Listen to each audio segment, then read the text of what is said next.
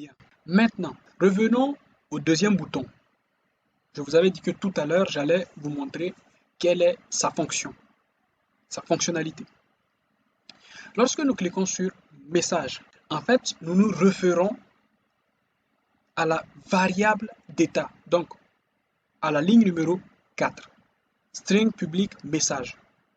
Et la valeur du message que nous avons, c'est Elisa Balisa. Donc, c'est en fait le message qui a été rédigé tout à l'heure. Donc, ça veut dire que si nous rédigeons à nouveau un message, par exemple Christian, et que nous cliquons dessus, nous avons la transaction qui est OK. Si nous cliquons sur Message, nous avons Christian qui apparaît. Et si nous cliquons à nouveau sur Lire message, nous avons encore la même valeur Christian qui apparaît.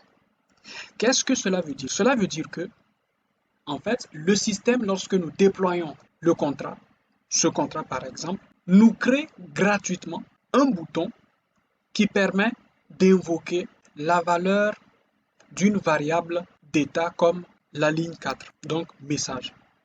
Cela veut dire que, en d'autres termes, nous pouvons en fait effacer complètement la fonction lire message et nous aurons le même résultat.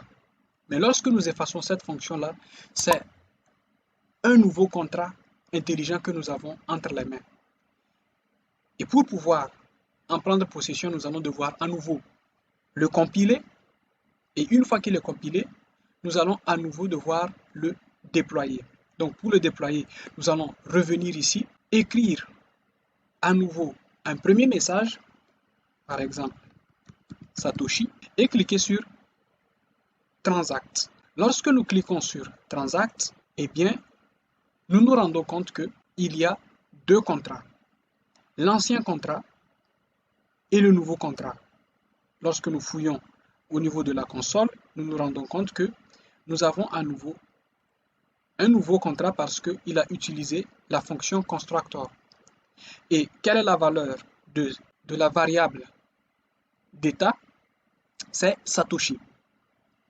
Et lorsque nous regardons de plus près le deuxième contrat, nous nous rendons compte qu'il n'a que deux boutons.